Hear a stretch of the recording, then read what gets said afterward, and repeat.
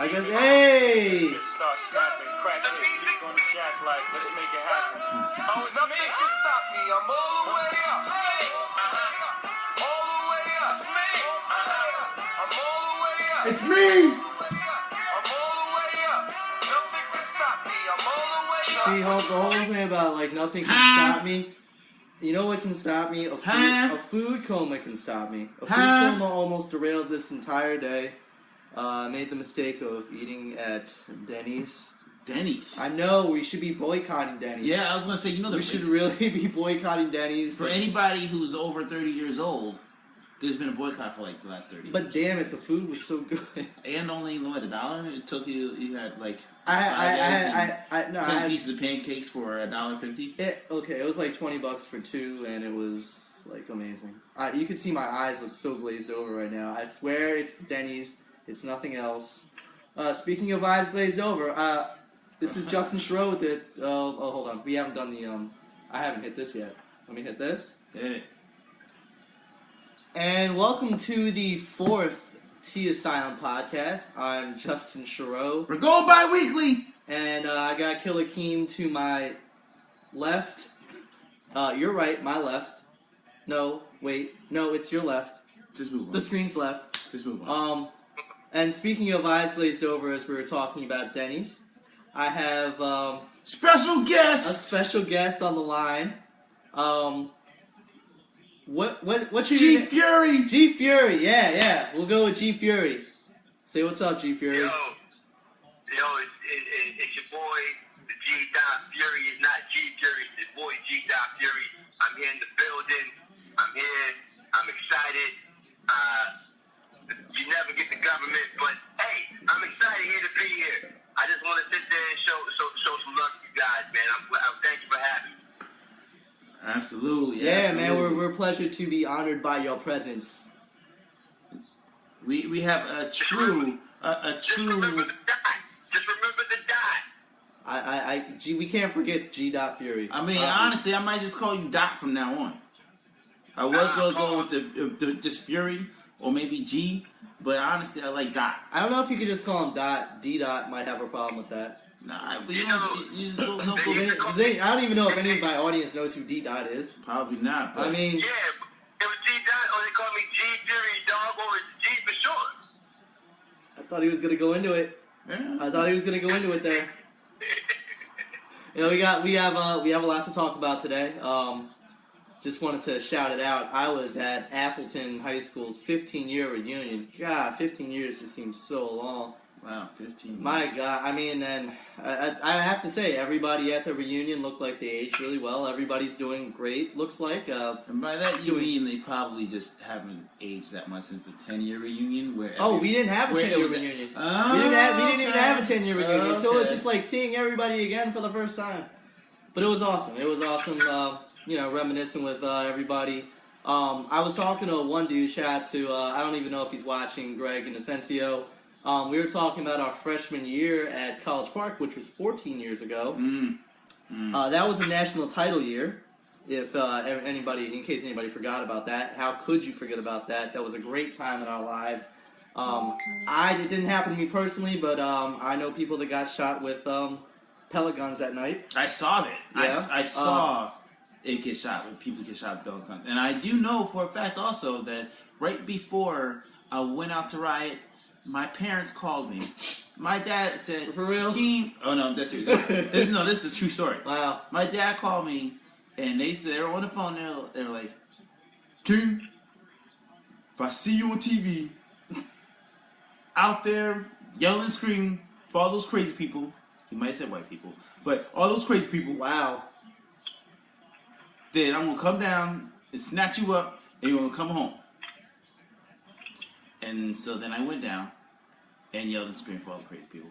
Mm-hmm. It was fun. But you didn't end up on TV. I ended up on pointed TV. the cameras though. I ended up on TV and I accused Steve Blake of shaving points. That didn't. I don't know if that really went over too well. I don't think that actually made the telecast. It didn't make the telecast, and it may or may not be true. We'll never know. That game was kind of suspicious to a certain degree. So what do you think of Maryland this year anyway? You know, I know they do the schedule years in advance, but the way this particular schedule happened to fall, I think it's been really good for that young freshman class. Yeah.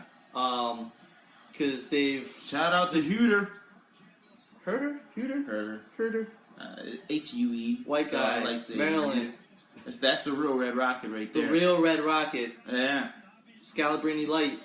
Dude, I'm sorry. Don't compare him to Scalabrini. Okay, I don't think. That we can't put him in that box. I mean, although if he made the NBA, I guess that would be hot. But It could be. No, he's gonna be there. But for seriously, at least 3 years. that dude's mad athletic to shoot. I'm sorry, let me not go in again on Mr. Hooter. So, we're gonna fact check his actual pronunciation of his name. Sorry, Kevin Hooter. Sorry to your family if you're watching this, but we like your game. We like your game. Like last name. I actually, you know what? If we're gonna talk about any Maryland freshman, I love Justin Jackson. Oh, I love Justin Jackson. Yeah. Now, if anybody's gonna leave early, it's probably gonna be Justin Jackson because he's a multifaceted, forward. Definitely like his game. Definitely like the things he could do. He step out a little bit. He could bang inside. Then it's been a nice compliment to Melo Tremble, who's been doing Melo Tremble things to start off the season. But I'm not ready to jump off the ledge yet because they're 7-0. But who have they really played besides Kansas State? That was a huge win last night. Besides, it's not even necessarily who they. My alma mater gave them problems, I though. mean, I can't fully co-sign on that. Excuse me, I just want to interject. I Go ahead. really want to interject because I want to know, who did you just say had the shot to leave early again, Mr. Cherot? Justin Jackson. Again, and this is probably another topic, but he's not on my radar. He's not on your radar. He's not on NBA. He's not on any NBA scouts' radar. He should be. He should be based on what he could do. If Robert Carter Jr. can get to the NBA, he didn't get drafted. Ooh. But if I like him better than Robert Carter Jr. They're a little different. That's a bad. But they are different. They are different. But I think the whole thing is that he could do different things. He's still got to develop that off the dribble game. But he's a good spot up shooter. He's a good banger inside. He finishes. He's a good mid range shooter. And he's bought it so far. He's not. I don't know where you're getting this from because again, he is not capable of leaving early. I mean, I'm not saying he's gonna leave early. I'm saying if anyone was gonna leave early, it would probably be him. See, Is that fair? Happen. That kid is hear this podcast and hear that comment and think that he can make it. That kid is not like you say stuff like that. He has no capability. You know what? When he's a rotation, I'm not saying he's gonna be a star. I'm just saying when he's a rotation player in the NBA for the next 10 years, you heard it here first. At least we're going viral in Justin Jackson's family. We've gone viral for Kevin Hooter, and Justin Jackson. This is wonderful. This is a wonderful day so far. And Anthony Cowan. I like Anthony Cowan. Anthony Cowan's cool. Yeah, But I like him. he's He's a a player. He's a 4-year player. It's gonna be fun to see him grow. Yeah. Yeah, I just needed you to say that because and again, this is probably another topic when we get on to it. But these young players, they don't play the game like they used to. Oh, here comes Oscar Robertson. Oscar Robertson in the building. Please explain. Oh man, look, the game does not look like it used to. I'm just saying, when you got college basketball, especially when you got the high school players. When I watched John Wall was a problem. When I looked Bradley Beal, I thought Bradley Beal was a problem. Look, I'm picking two wizards anyway. But you can go back even Kwame. Otto Porter was a problem. You can go back as far as those guys. Those guys played the game different. These guys don't have the game the way it was, and it's all because social media and YouTube and all those other things that play a factor. But the way these guys are playing the game is not the same. Which you can't sit there and say these are stars. I think you're looking at these college. This is actually probably, if you want to say this is probably the best college basketball that you're going to see in quite some time because there are not a single star in college basketball right now. Hakeem? So, I'm not going to say that there is a person playing like a star right now in college basketball. Really? Who would you describe as playing like a star? So, and this is very important because me personally, I want to apologize to everybody. I think I'm basically punting the Mavericks season at this point. Mm-hmm. It's going to be hard to come back from. Don't say sorry. It's fandom. We all know. It is what it is. We're 2-13. I know we're gonna make a run. I know we're gonna go on that run where we win 5 or 6 games in a row, and it's gonna be like, oh my gosh, we have hope. We have hope. To be honest, it took you longer than I thought it would. Really, dude. Even after like the first 5-6 losses, you were still like, nah, they're coming back. Have you seen Harrison Barnes? Anyway, Falcon, son. That's enough. Falcon. That's enough talking about that. I digress. The reason I am paying more attention to college basketball this season is because look, there's a very real possibility the Mavericks are going to have a top 5 pick. It's a probability. Probability, possibility. I call it possibility, probability. I think I'd probably put money on that. But anyway, my whole thing is, who should we pick? Who do you think the Mavs should pick in the top 5? If it falls down to a top 5 pick. The boy from Washington can play. That's the best player in the draft. And I was actually gonna say the same thing because he was Killa Keem. Mm-hmm. We've decided on Killa Keem instead of Big Hawk. Going forward, maybe? Yeah. Going forward. Yeah. Then next week we'll come on the Killa Keem. Yeah, he sent me the text earlier this week. It's like, it's Lonzo Ball. That's basically who you're targeting. It's like, I had to put him on Markelle Fultz. Fultz is legit. He is definitely, I think he's the best player in college basketball this year. Pound for pound, he might not win National Player of the Year because I don't know how relevant Washington's going to be. But I think he's the best player I've seen so far this year. So okay, but here's the little thing about that. So Fultz is probably the most. He has the highest ceiling by far. He reminds me of John Wall, like athleticism, speed, but better shooter. Kind of a better shooter. Oh, come on, John Wall made man. threes in college too, dude. Hey, Greg, how many G. Fury? How many threes did John Wall really make in college? Was that really a part of his game? No, it wasn't. His game was flashing. I didn't say he never hit. No, he didn't. Okay, I just said that he hit threes in college. That highlight tape I saw showed you. And if you look, but here's the thing: if you look at the highlight tape, you will look at his shot and be like, "Oh, that's a problem." Not in a good way, but in a extremely bad way. Like he's shooting the ball on the way as he's coming down. You talking about Fultz? No, I'm talking about Wall. Okay, but because the highlight tape I showed you, Fultz hit like 5 or 6 threes. Fultz, on the other hand, off the dribble, a lot of them. That's different from the college line or the high school line. Like, look. I'm not saying that it's. You're hating on our point guard of the future. Look, I think I like his size. He's got real good size. Pause. He's got real. I didn't say he got good length. Or thickness. No. He's got good size. He's got very good athleticism, good speed. But I think he can run the point well. But I do think that once he gets in the NBA, like he's going to have to find out how to actually create offense for himself. You know who we didn't talk about? I haven't seen a lot of tape on Dennis Smith Jr., but I heard he's been killing it too, to some degree. Yeah, I haven't seen him. Have you seen any tape on him? G-Dot? No, I haven't seen much. I ain't seen much on him. I haven't seen much on him. I'm not going to comment on the kid's game if I ain't seen much on him. It's tough. Lately, and I'm going to say this too, again, it's like you don't, back in the day you could hear some of these players, you knew who these players were. You don't know anymore. Well, in fairness with him, he actually didn't play. He's like Harry Giles. He didn't play in his senior year because he tore his ACL. But everything I saw before that, and like some of the stuff I saw like in the preseason leading up to NC State's opener, he looked good. And I saw some stat sheets. He looks like he's doing a decent job over there. That's somebody else who could be on. This pains me to say it. The Mavericks radar. Well, I mean, for the season. What about Harry Giles?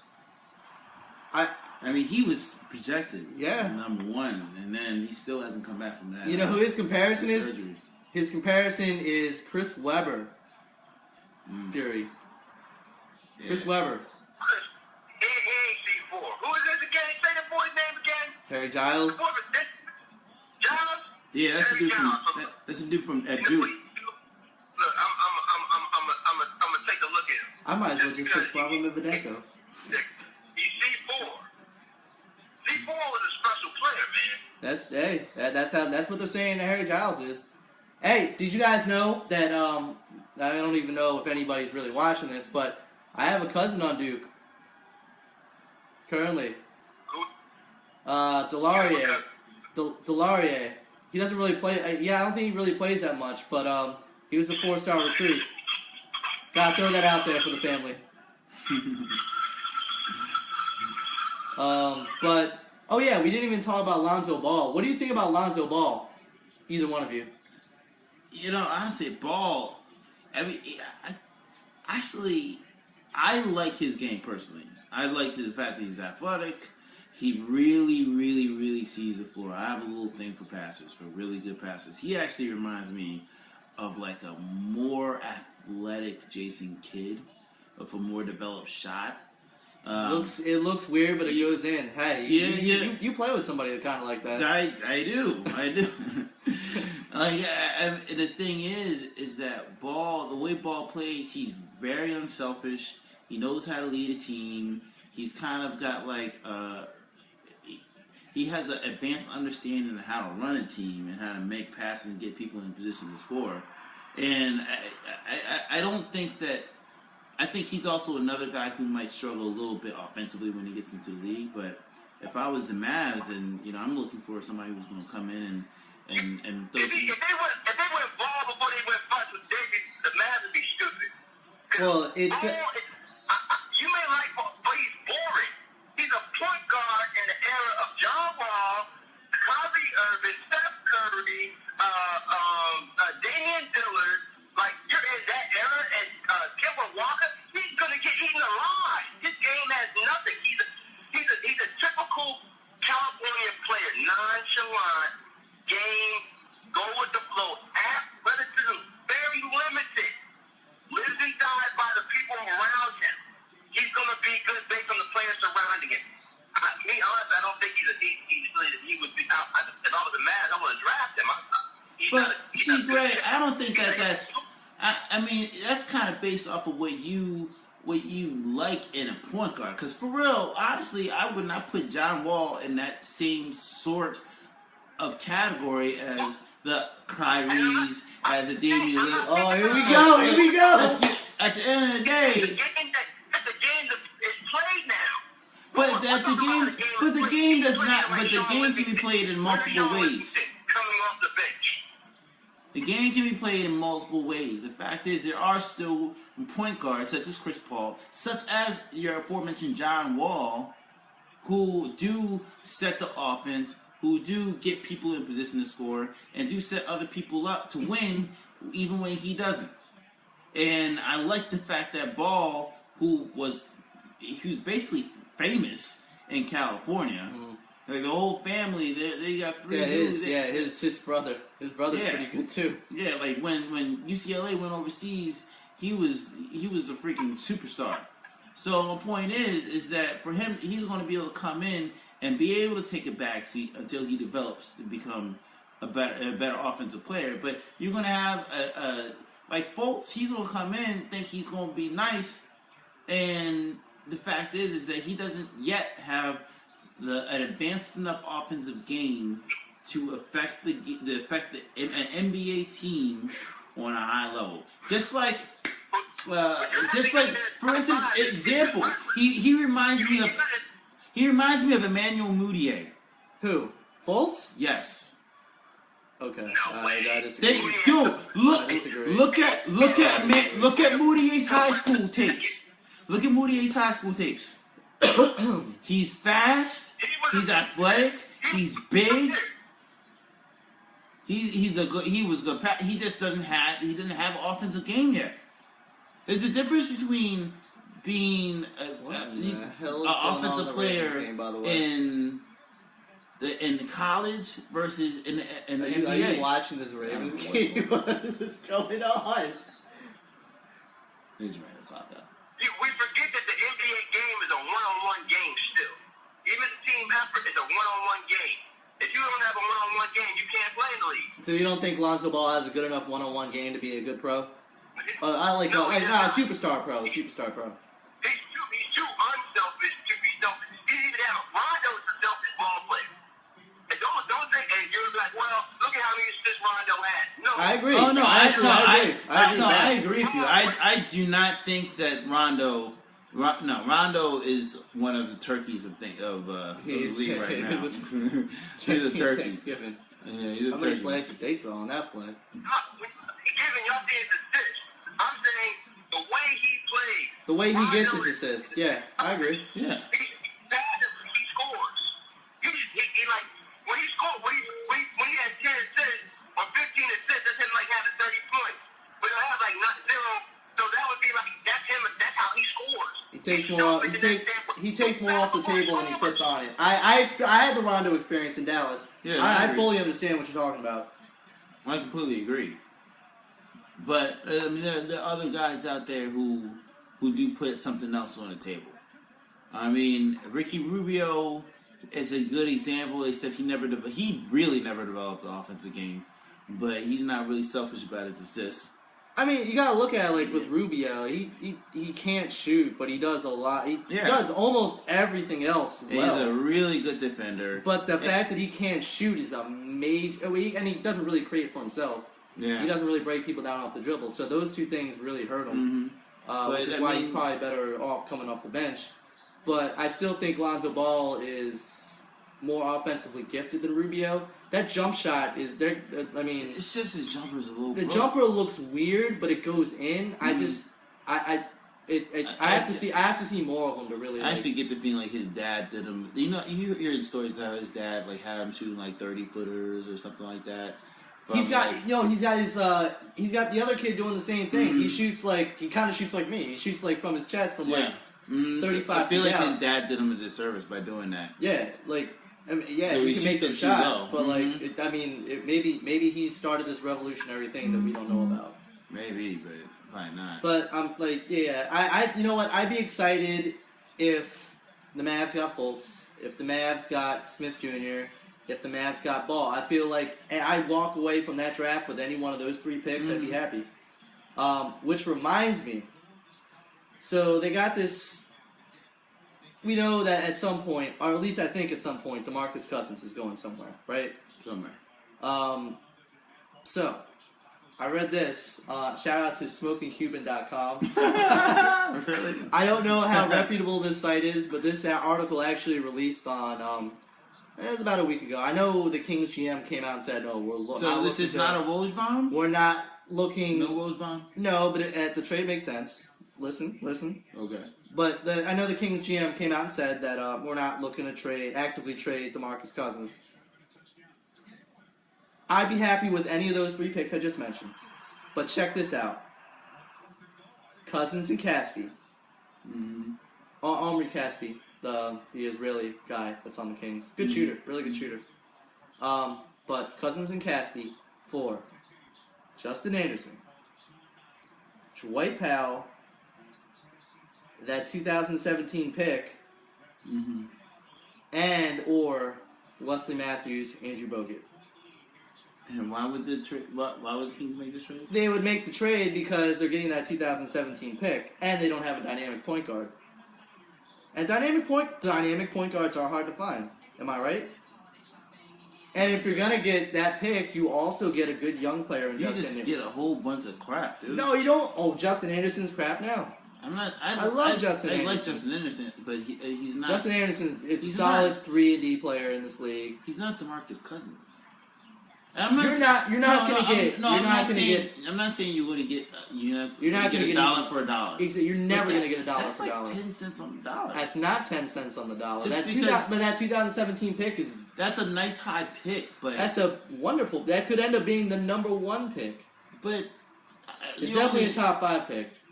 It's probably a top 5 pick. If you're a I'm gonna tell you, you guys voted in.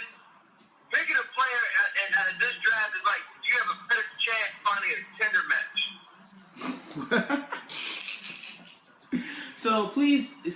Please elaborate. Please elaborate. Please elaborate. I mean, like, the draft is so terrible. 18's pretty good. The 18 draft class looks pretty good. I actually looked at that one. Which one? 2018. The 18, Oh, 2018, 2018 okay. mock draft, that class looks like it could be something. It could be something that you got the That's- ball, but That's the Michael Porter draft, right? That's the Michael Porter draft? Yeah, I think it is. Yeah, I think it's the Michael Porter draft. I don't really like Michael Porter that much. I mean, he's alright, but I mean, see, that's the thing. All these balls life videos you have, you're gonna formulate all these opinions before they even set foot on the college floor, which it can either be great or it can be problematic depending upon how you look at it. I personally, you're probably right. To a point, you're right. I like the top end of the draft, like the top first 10 picks. It might be a little thin after that, but within that first lottery, I think you're gonna find really good value. yeah, no, Which is I why agree. the King, it would not But- be but out. that It wouldn't be out of the question for the Kings to the top, debatably the top center in the league. I think you want there's got to be more than a number one draft. But you're gonna lose him for nothing if you don't do anything about no, it. they have him for 2 years. You're gonna eventually lose him They for have him nothing. for 10 years. So you're saying that I mean, If Cousins Like, is like, like, if honestly, Cousins said, if that was trade me tomorrow, look, if that was the case, then the Wizards could easily just swoop in and be like, oh, you know what? Here's Bradley Beal in our first rounder. how would you feel about that, Doc Fury? That again? How would you feel about If the Wizards were to swipe in at the last minute and say, all right, we'll give you Bradley Beal in our first round pick. Oh, no, I'd be upset. They can't do that. You'd be upset. who says no? So, In other words, No, I need Bradley Bill is he's part of my franchise, man. I had to consider him more part of the franchise than John Wall. Oh, boy. Oh, Greg. hot take. How? How, Greg? How? I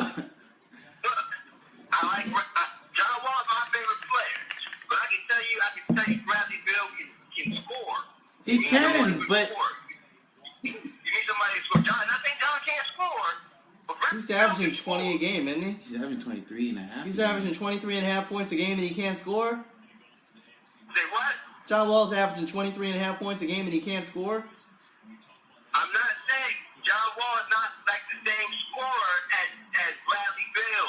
I mean, Bradley is I the get more what you're pure saying. scorer. Yeah. But obviously, like, it's clear John Wall's a better player. Like, they play, they just play better with him on the court. I never said, don't put those words in my mouth. I said, I consider Bradley Bill as more part of that franchise, probably more important for the franchise than John Wall. How is he more important? Would though? you rather have Bradley Beal or DeMarcus Cousins? I think, say it again? Would you rather have Bradley Beal or DeMarcus Cousins? Oh, it's the Marcus Cousins. There you There go. you go, then. There you go. That's it, though. Like, that's really the question. It's not really the question of, you know, what Bradley Beal is or John Wall versus Bradley Beal. It's the fact is, if you would rather have DeMarcus Cousins instead of Bradley Beal, then you make that trade immediately. See, that deal is better, but the thing is, I don't think the Wizards are going to be willing to do that, especially not when they just gave him that big contract. I think they would do it in a second. You think? I mean, You think? I think they'd have to have some thoughts about his behavior, whatever. But John Wall and Cousins and Boogie are besties. Do you think it's getting to the point where you think the Wall Beal thing is overblown, or do you think it's going to be eventually one of them's got to go? Nah, I think this, Or do you think they can coexist? I think it's overblown. It's just Bradley Beal just hasn't been as good as he should be. I don't think it has anything to do with them not getting along. I just don't think Bradley Beal has. He's only recently started playing to the level that he was expected to play at. And I think it's simple as that. Like last year, he averaged maybe 17, 18 points. And he was just another player. A good player, but not an all-star player, not your best player. When you're on the court for 70% of the games, then and when you are on the court and you're kind of subpar or a little better than average, then yeah, your team's not going to be that as great. I guess outside of our two markets, you got to look at some of the other squads that might have some pieces. I mean, if I'm the Lakers, if you're the Lakers, then I just say, look, pick one of the three. I don't think the Celtics can really do it anymore. I mean, unless they did get rid of Al Horford, which would be weird after they just signed him. Honestly, I'm a little confused as to why people always pick the Celtics to. I know they have a lot of first round picks, but they completely fleeced the Nets in that deal. Yeah, by the way, they did. Oh my god, they did. But I mean, like, they don't really have high end talent to offer people. Like, they have their first rounder, and then I don't get the feeling like Isaiah Thomas has that much of a market, and nor would they get rid of him. You have Avery Bradley, who's like he's got a market. I mean, he's a nice player. But he's a great perimeter defender. Not a nice player for DeMarcus Cousins, right? Jay Crowder. You're getting a little warmer, but once again, like, he got rid of Jay Crowder. Yeah, but once again, you're not getting an all-star player. For Rondo, not an all-star player. So we could have had Jay Crowder. Instead, we have nothing. No, we got Harrison Barnes. What am I talking about? Black Falcon. All right, so let's talk a little bit about our thanks people who we are. You know what? Let me ask everybody. How was your Thanksgiving, Killa Keem? I was in Dallas actually. Dallas. We're not going to talk about what you were doing in Dallas. It doesn't matter at this point. But it was nice to be in warmer weather for sure. That's what's up, man. That's what's up. Mr. Fury, how was your Thanksgiving? Chilling, I was chilling. I can tell you this. Go ahead. I was chilling, man. I came back home in Maryland, held down Beantown for a little bit, down in Maryland, and, held it down, it was a fan. It was good dinner from the same spot we always go. All good. I messed up on the sweet potato pies I tried to make, but hey, it's all good though. He actually got in the kitchen. Oh no, this dude can. He's a little foodie. He's low key foodie. Me personally, I just OD'd on tryptophan. Ate a lot of turkey over the course of the last 2-3. Now coming up on 3 days. I saw a sausage party with my parents, which was maybe one of the most awkward things that's ever happened in my life. My cousin Christy says hi, Greg. Fury. Beyond that, man, it was pretty much just chill. So, like, we know what we're thankful for. We're thankful for family, good health. Greg, what's one thing you're not thankful for? What's one thing you're not thankful for? One thing I am not thankful for. Tinder dates. Tinder dates. Everyone's gonna sit there and say, man, I'm not thankful for this election. I'm not thankful for this election. But it is what it is. He's not my president. I know he's not my president. Justin, what's one thing you're not thankful for?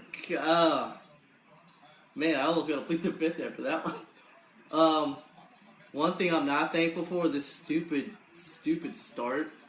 My Mavs have endured. But you know what? I'll balance that with I am also thankful for not only family, friends, health. Good job. I'm very thankful for my Raiders. Derek Carr, MVP candidate. This is the year. Bring it home, Black. Silver and Black. Vegas. So anyway, what are you thankful for? I'm not thankful for the weather. I'm not thankful for the Redskins losing to Dallas while I was in Dallas. That's right. That was rough. And I'm definitely not thankful for the Wizards having such a sucky, bad year. But whatever.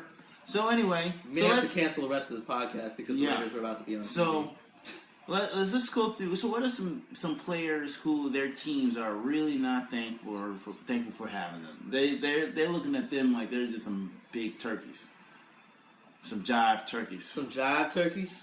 I think the first person I would nominate would be Evan Turner. Evan Turner. Such high hopes for Evan Turner too. I looked up the numbers. He's not actually having the worst year ever. He's making 96% of his free throws. True, there you go. But yeah, you're right. His plus minus is weird. I just thought his presence would make Portland's bench a little bit better.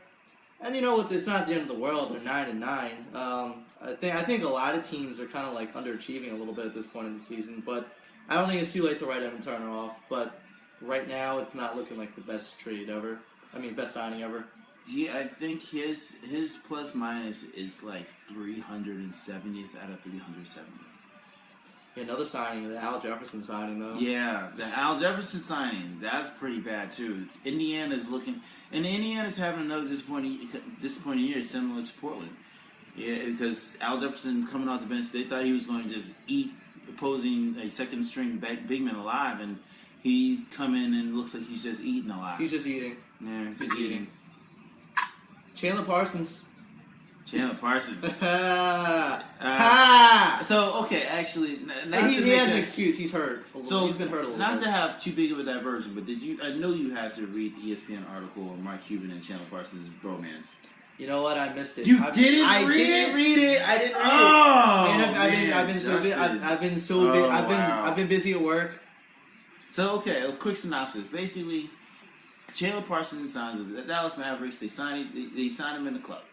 Right. And basically, Mark Cuban has had some relationships with players in the past. He's been known to go clown with some players. He's been known to hang out with some players. But apparently, him and Chandler were like butt buddies. Like they were literally like with each other all the time. And not only that, Chandler Parsons. It was to the point where Chandler Parsons was having say in personnel decisions. Like, Mark Cuban was like, "Yo, what do you think we should do?" Chandler Parsons was like, "I can get DeAndre Jordan. We should get him." And you know, he actually even said he should go after Harrison Barnes. He said this. Yes, Chandler Parsons had the idea to get DeAndre Jordan, and then the next year get Harrison Barnes because he felt like they could kind of like switch off the 3 and the 4. Right. So it turned, but. Then, of course, as you know, Chandler Parsons gets hurt all the time. And when it came down to time to sign him, Mark Cuban was like, I think I'll pass. So he basically was best buddies. And because Chandler Parsons could get a max contract, Mark Cuban was like, no, I don't think I want to waste my money on somebody who's perpetually hurt. He tried to get him to opt into his contract for another year, but no. Yeah. That's a no-go. Oh, bromance. Always ends so ugly. It does. I was trying to you know what? I just realized I never shared this to my page. Did you share it to your page? I don't believe it. Could be a reason the viewership's a little bit down. Probably because we're only 42 people. No. Either that or no, that's the likes. That's the likes. Oh. Yeah, we hope you can hear us. So that means it's live at least. At least share it on yours. The beauties of live multimedia. So anyway, are there any? What's going on your side? What's going on your side there?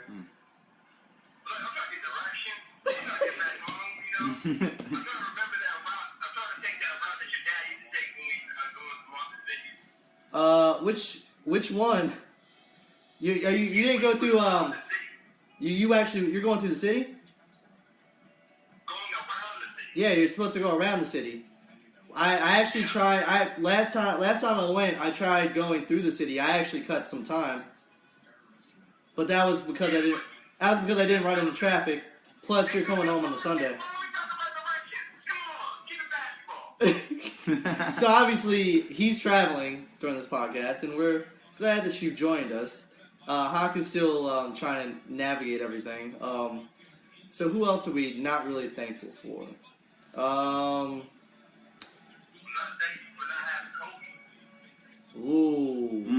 not thankful for not having Kobe. So in essence, you're thankful for not having Kobe. Basically saying Kobe's a big fat turkey who destroyed the Lakers season last year. You want Kobe back, and yet we're basically a month into that. Like we're coming up on a month into the season. They have half as many wins as they did last year. Do you want the real Kobe back, or do you want old Kobe? If yeah, I mean, yeah. I mean, if you, they had old Kobe last year. Ja. They had old Kobe last year. They don't want old Kobe back because they're kind of flourishing a bit right now. Nick Young looks like a completely different Nick Young. So Nick Young is not on this list. Well, Nerlens Noel should probably be on the 76ers list, even though he hasn't played yet. And probably because he hasn't played yet. And they're going to get rid of him anyway because they have kind of a logjam at that position. So that's something that I'm trying to carry us here. What are you doing? I was actually posting it on Greg's page. Hey, he's posting on Greg's page. But yeah, Nerlens Noel is probably someone who's on that list. I'm just trying to think off the top of my head on this one. Hey, how about Trey Burke? You thankful for Trey Burke? I hate Trey Burke. I hate Trey Burke so much. We are not thankful for Trey Burke. Yes, Trey Burke is pretty much every time he comes into the game, and it's just he's as bad. Nobody remembers him, but Eric Maynor, the Eric Maynor experience. Well, Eric Maynor got hurt. That wasn't really his fault. Well, he got hurt before he came to Wizards. But when he came to the Wizards, he was throwing up airball floaters just constantly and turning the ball over. And Trey Burke, at the very least, he doesn't throw up airball floaters, but he doesn't even know how to run an offense. He just comes down, starts dribbling, and throwing up bricks and or turning the ball over. Basically, I'm saying he sucks. So, take that for what it is. I hate him. I wish that they would immediately get rid of him, but they're not. So, he's a big turkey in my... He's a big turkey in my... The other guard's starting to play more, too. Satoransky, is he... Satoransky, yeah. Satoransky, he's starting to play more, right? Satoransky's nice. So, there you go. You're eventually, like, a month from now, you're probably not even going to have to worry about Trey Burke. I mean, well, Trey Burke has gotten to the point where he gets no time, but then... And, like, the 1 or 2 minutes that he comes into the game, they immediately go on, like, a 6-0 run. Just goes south? It goes extremely south. I'm also not thankful for injuries. I really feel like... I mean, we're going to segue into our next... We're going to segue into our next... Big injuries, though. Yeah. Joakim Noah. Oh, yeah. Talk about... I mean, you could also say Derrick Rose is also... well, Derrick Rose is actually... He's starting to play okay. Yeah. That team is starting to play okay. Look up Derrick Rose's advanced stats. What's New York's record right now? I think they're 8-8. Here we go. Yeah, they're 8-8, but they're playing a lot better. I mean, that's playoffs. Yeah, It's he's playoffs. right. He's yeah, right. It's a playoff team.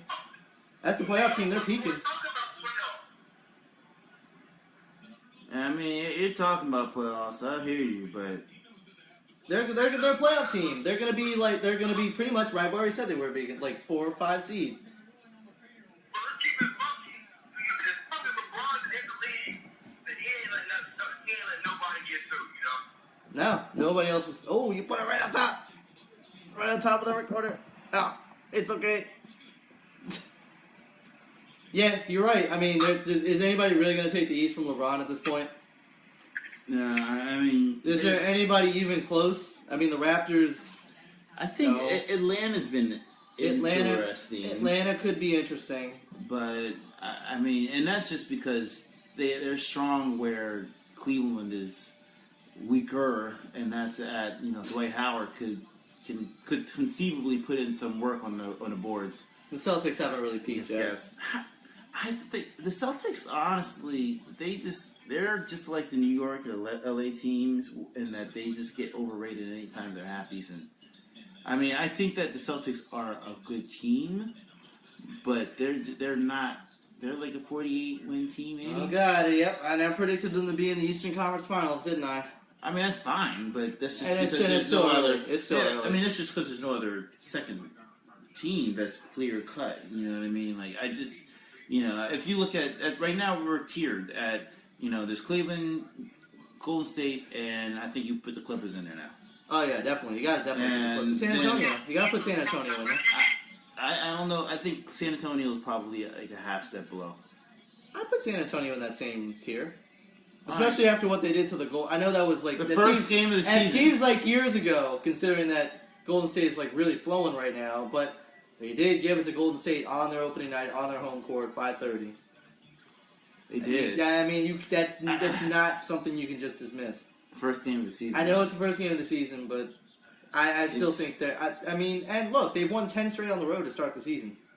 That says a lot. That does say a lot. I would say they're elite.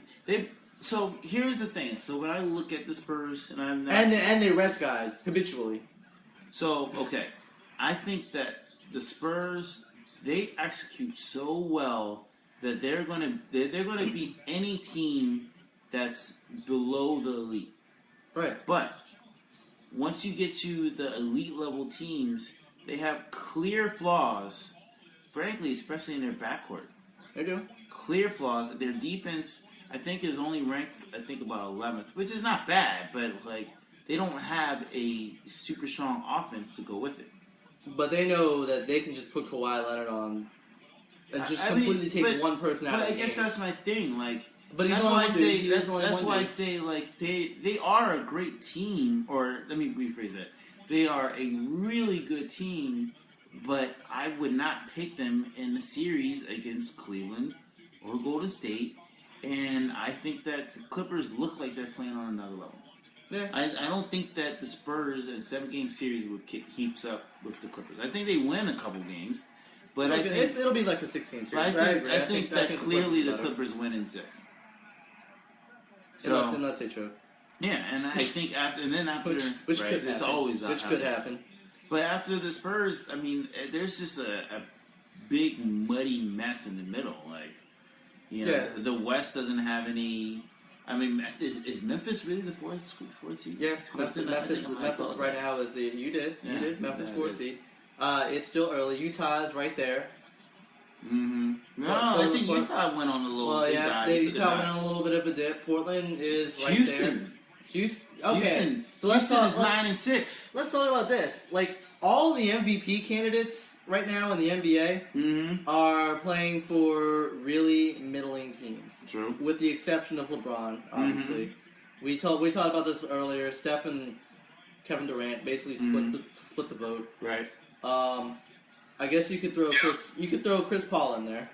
I think, but Chris Paul, Chris Paul, Blake Griffin kind of split the vote. But I think Chris Paul's probably having an all-time best year.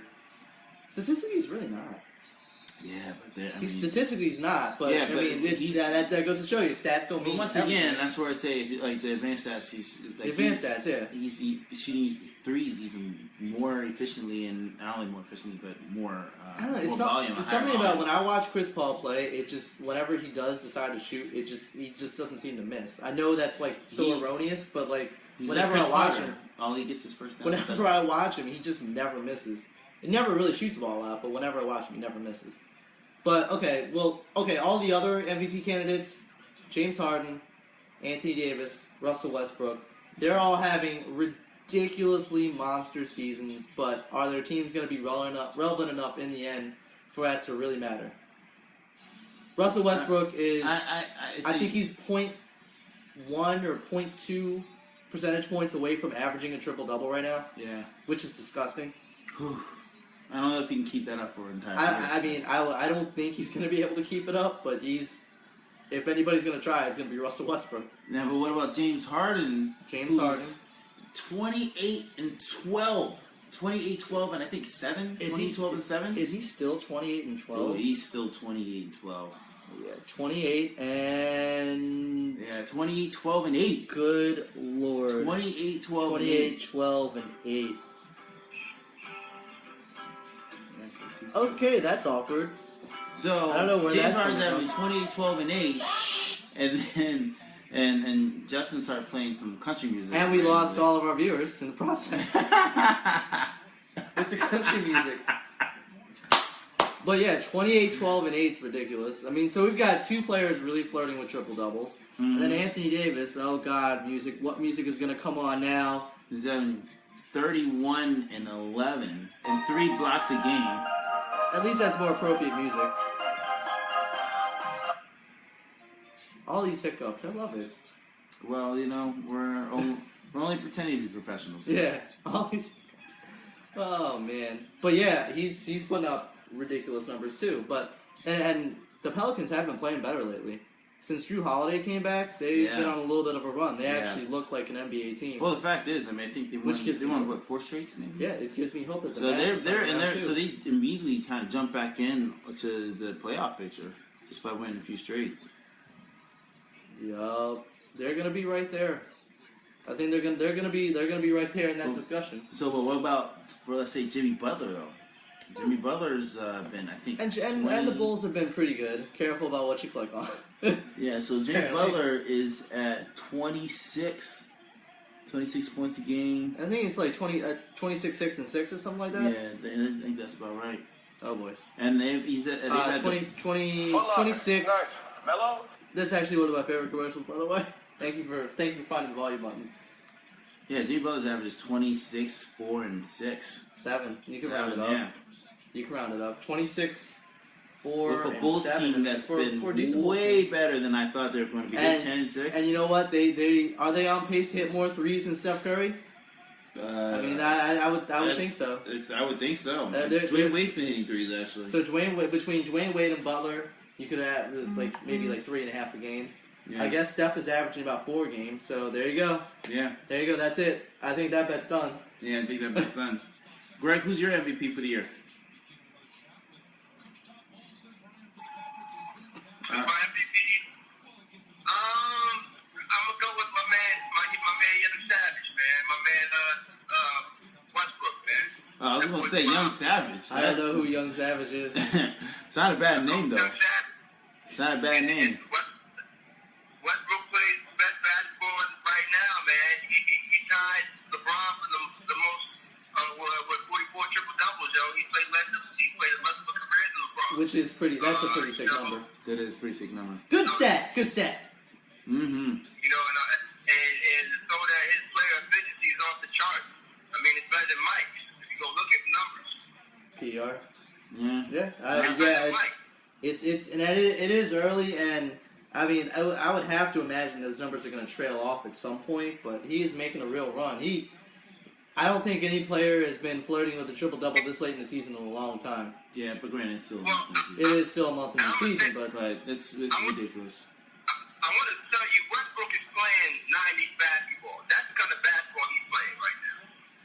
Yeah, I went there. If you want 90s, if the kids want to see what 90s basketball looks like, look But without the random threes. Here's the thing, honestly, the reason why I disagree, and the reason why I disagree with that being 90s basketball is because the games were so low scoring in the 90s. It depends on what 90s you were talking about. If we're talking about the mid-late 90s. I'm talking about, when you think of 90s, you think of the team. I'm talking about a player.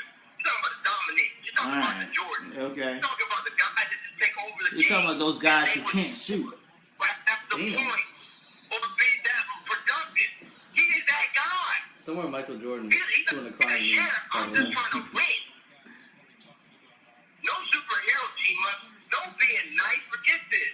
My boy KD left. Forget him. See, I'm gonna tell you how real. I'm the best player in the league. I'm the best player on this team. I'm the best. I have NBA basketball. That's how he plays right now. I don't even like what I'm saying. I will agree. He does play with a certain chip on his shoulder. He does. For sure. He said, "I am an NBA." I would hate to have done him wrong at any point in his life because he will come back to get me. That's the way he's playing. I think that's the only person Michael Jordan even likes right now in the league. I think you asked Michael yourself? Say what? You asked Michael yourself? He's got a source. No, I didn't ask Mike. I'm just saying, Mike said, this is what Mike said. I remember reading an article about it. Mike said, Russell was his guy. He said he played back. He's like, for one, that's also because he didn't go through that superhero team up bullshit. Excuse my language, but he ain't doing it. He was also introducing Russell Westbrook at a Oklahoma City Hall of Fame thing. too. Let me also, by the way, mention that he's the main guy on Jordan Brand. Oh, no coincidence? Yeah, that there might be some there might be a conflict of interest there with Michael Jordan saying that about Russell Westbrook. Doesn't mean it. I mean, But Jordan Brand, why would he? Like, he wouldn't. Do you think that's the kind of person Jordan is? I mean, Carmelo Anthony's on Jordan Brand too, so. yeah, but I feel like they've moved away from Jordan Brand, from Melo's shoes. Well, Melo's shoes was hot back in the day. Like Melo was just on that commercial. That actually was one of my favorite Foot Locker commercials ever. It looks like you guys spend a lot of time commenting on the internet. Just kind of Which like we what do. we're doing. Yeah, we kind of do. We kind of do like to comment on the internet. Actually, that is it. That's pretty what much we're like doing. that's literally what we're doing right now. So okay, what do you think about Anthony Davis though? So Anthony Davis has been putting up some crazy numbers. He's had multiple 50-point games or 40-point games, but the team's been losing. Do you think there's going to be what do you think the lowest win total for an MVP could be? That's a good question. I mean, go back to KG. What was KG numbers when he got MVP? They made the playoffs. Yeah, They made the playoffs and they were like, was that the season they were? That was the year Russ got hurt. That was the year Russ got hurt. Who? That was the year Russell got hurt. Which Russell? Westbrook. When KD got You say MVP. KD or KG? KG. Oh, KG, KG. yeah. And that wasn't the year that Russell got. Well, that was the year that Russell got hurt. Yeah, you're right. But yeah, when KG got the MVP, they were like, That's a good question. they were either like a 4 or 5 seed, I think. And he was only averaging like 20 points a game at that time. He was averaging 12 boards, 3 or 2 blocks a game, and he was averaging like 5 or 6. I mean, I think That's a pretty good split. You gotta remember though, I mean that's with an asterisk. You adjust those numbers for today; those are probably some pretty sick numbers. Because for better or worse, Just remember the team he was on, and at that point, when you looked at KG, you were looking at a 7-foot Michael Jordan. that's true. At that time, not that. At that time when he was playing, he was 7 foot. He could move. He could do things that we see young players do now. But he was averaging. He wasn't averaging nothing ridiculous. Because that was actually after Marbury left, if I'm not mistaken. Yeah, but it was after Marbury left. Yeah, I mean, let's see. In the 03 season where he finished second, they had 51 wins.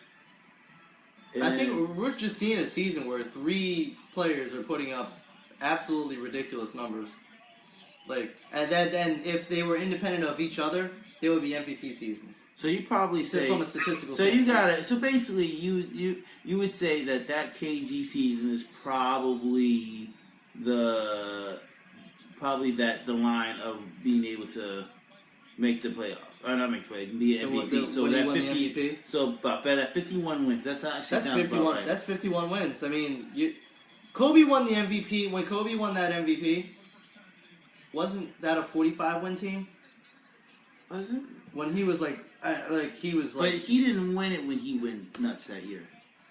That was the year I think Steve Nash. That was the year Steve Nash. That was the year right? Steve Nash won it. And then he won it the year after, where they got good again. Mm-hmm. I don't know. That's That is an interesting question, and we might actually find out the answer this year. We might actually see like James Harden win it at 44 wins, or Russell Westbrook win it at 41 wins if he puts up a triple-double. If he puts up a triple-double and gets them into the playoffs. Because, I mean, that would be worth... He would basically carry that team on his back to get them there. I would vote for Russell Westbrook if he got them into the playoffs. I'll put it like that. Yeah, no, I could agree with that. It looks like Kobe Bryant won the MVP in 2008, and no, they finished at 57-25. The what? 57-25. Well, yeah, that was when they got good again. That's when they got Pau Gasol. Yeah, I can't think of the worst MVP year, but I can't think of any, and maybe some of our viewers can chime in later, but can anybody think of a year where someone won less than 45 games? 45 Let's games, call it 45 games and won the MVP award. That might be a first this year. That might actually happen. might, but I probably not, because the thing is, there are too many. The fact is, it probably wouldn't, because at the end of the day, there are too many candidates now. You're out the camera. So, I mean, because you have, because let's say if Westbrook doesn't win it, and I think that maybe Westbrook probably does have the inside track, but you have Harden, who's averaging 28 and 12. Then, if let's say the Rockets fall off a little bit, and Oklahoma City falls off a little bit, then you always got the usual candidates of LeBron and KD and Chris Paul. King James, man. That's what I just said, LeBron. You can't write off King James. I feel like LeBron James is. I hate calling him King James, but LeBron James never call another man king. I know, but LeBron James looks like he's sleepwalking his way to almost on the sly, averaging very close to a triple-double himself. Yeah.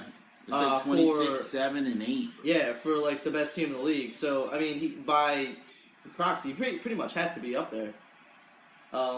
Again, I mean, you can't really pick Steph or KD this year, as amazing as it would be for someone to win 3 straight years. I think, for one, even if KD wasn't back, I think there's too much backlash from what happened in the finals. Well, and frankly, playoffs. I mean, when you look at the Golden State Warriors, you actually still think that KD's the best player on that team. I really do. I mean, I love Steph. Steph is definitely my favorite player in the league, but I would probably concede that Kevin Durant is the best player on that team. Yeah, you look at that team and you say, yeah, Steph is awesome. That little Lesbian dude is killing it. But Kevin Durant is definitely. Like, you look at it and you say, okay, he's the best player. I still think Steph messes up more game plans than KD. Yeah, but God, he has the most unguardable skill. Yeah, because he can shoot from anywhere, off the bounce, and it doesn't matter how far. But KD, at the end of the day, if you really needed a bucket, you go to Kevin Durant. And just watching Warriors games, where I don't know if there's anything more beautiful than when Steph, Clay, and Kevin Durant are like on fire. Like it's beautiful offensive basketball. Just watching them like torch other teams. And again, this is the regular season. We're gonna see how that actually. Because let's just go out on a limb and say they're gonna be in the Western Conference Finals. Mm-hmm. I don't think I'm going to be wrong about that. I really hope they do, because I mean that basically makes the NBA playoffs. Makes the NBA playoffs more watchable with the Warriors. I do thoroughly enjoy watching them play. I root for that Clippers Golden State. Besides, we're probably going to have a postseason without the Mavericks, unless we swing a trade for DeMarcus Cousins for that 2017 first round pick. We'll be right back in it. You need to get off of what's Cuban. See, there you go. I got G-Dot Fury to agree with me. I got G-Dot Fury to agree with me. We can end this right now. Well, yeah. Okay, if anybody gets to Marcus Cousins, it would change the whole situation. It really would. But he's a game changer. But except for the Sixers. Shoot, Joel who would you rather have, Joel Embiid or DeMarcus Cousins right now? You still take DeMarcus, but DeMarcus Cousins.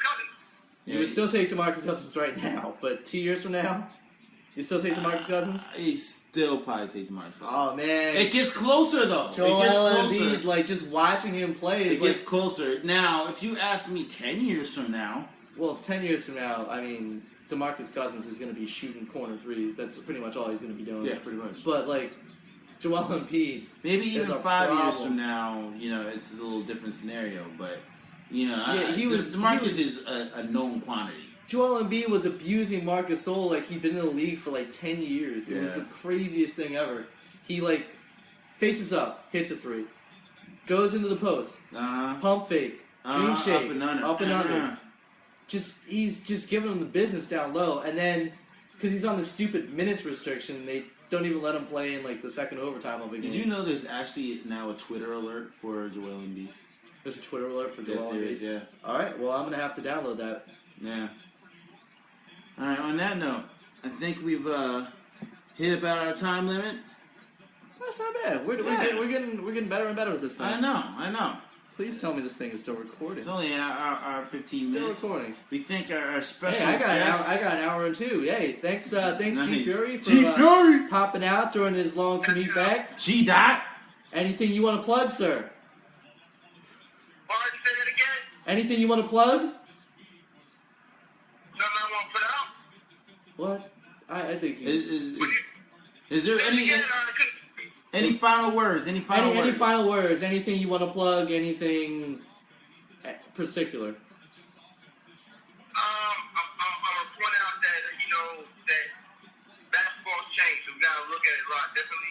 So I want Justin to stop. I know Justin. I want you to make sure you look at these rookies, right? I know you always look at them right because you look at the same thing. All right, but He completely disagree with you on Lonzo Ball, but that's okay. We'll just. And I will say this out there to the game.